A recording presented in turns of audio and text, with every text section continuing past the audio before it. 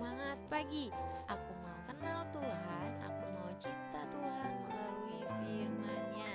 Nah adik-adik bersyukur pagi hari ini kembali lagi kita boleh bangun dengan kekuatan yang baru daripada Tuhan.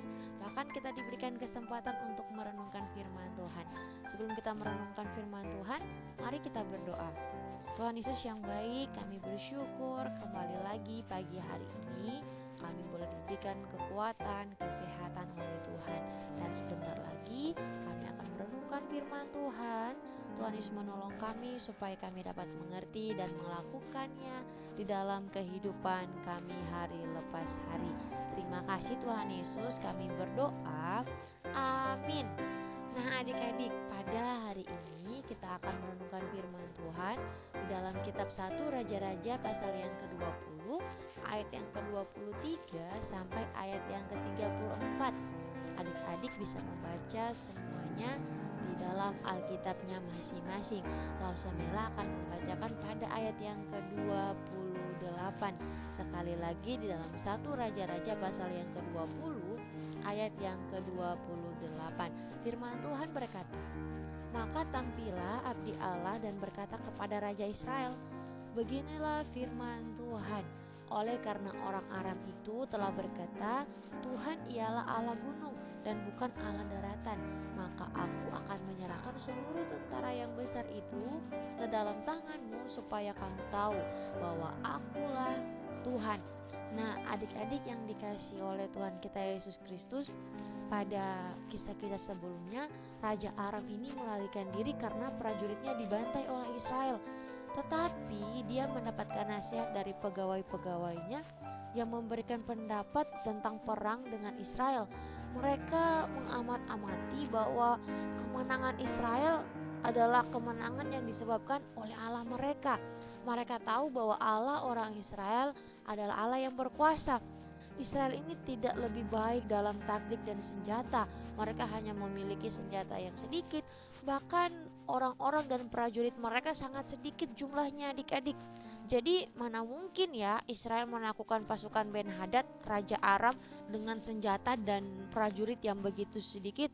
Mana mungkin bisa mengusir Ben-Hadad sehingga dia harus melarikan diri dari peperangan.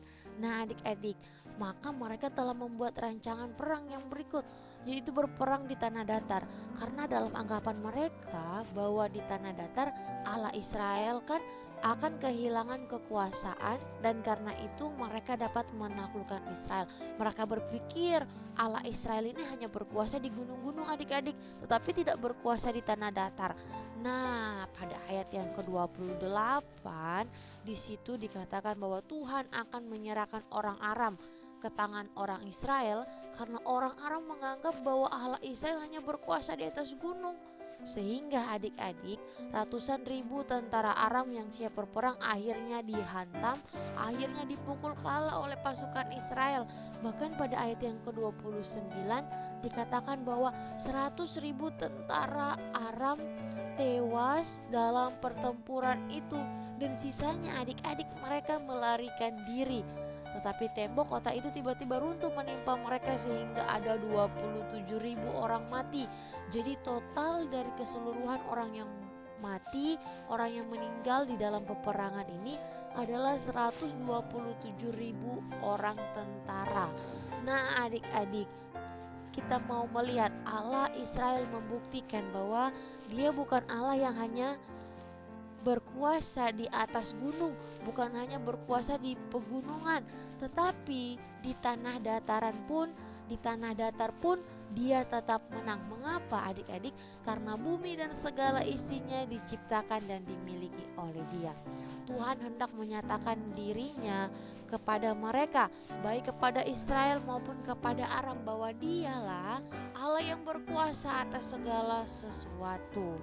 Nah adik-adik, kita melihat ya bagaimana Tuhan Allah kita adalah Allah yang berkuasa. Nah adik-adik, dari kisah ini nih kita dapat belajar, kita dapat mengenal Tuhan kita, bahwa dia tidak hanya berkuasa di gunung-gunung ataupun di daratan. Tuhan berkuasa atas segala sesuatu, tidak terbatas pada tempat-tempat tertentu. Mengapa? Karena Tuhan kita yang sudah menciptakan dunia ini, sehingga Dia berkuasa atas ciptaannya. Kuasa Tuhan itu tidak dibatasi oleh tempat adik-adik, entah itu di gunung-gunung, entah itu di daratan, entah itu di pantai, bahkan di udara. Semuanya adik-adik, Tuhan kita adalah Tuhan yang berkuasa atas segala sesuatu dan di segala tempat.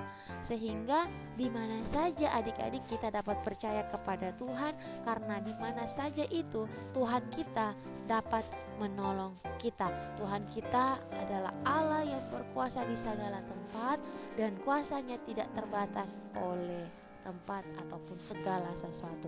Sehingga di mana saja kita dapat percaya bahwa Tuhan kita mampu menolong kita. Amin. Untuk kebenaran firman Tuhan, mari kita berdoa.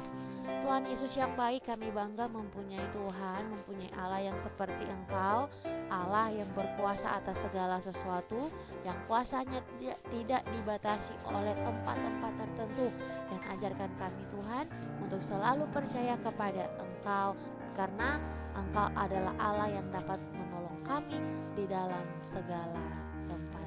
Terima kasih Tuhan Yesus, kami berdoa untuk aktivitas kami di hari ini juga, beserta dengan orang tua kami, beserta dengan Koko Cece kami. Kami serahkan semuanya ke dalam tangan Tuhan. Tuhan kiranya memberkati kami pada hari ini, berikan kami kesehatan, berikan kami kekuatan. Terima kasih Tuhan Yesus, kami berdoa. Amin. Nah adik-adik, demikianlah renungan pagi kita di hari ini. Kiranya Tuhan memberkati kita semua, tetap jaga kesehatan dan jangan bosan-bosan untuk merenungkan firman Tuhan. Tuhan Yesus memberkati adik-adik. Bye-bye.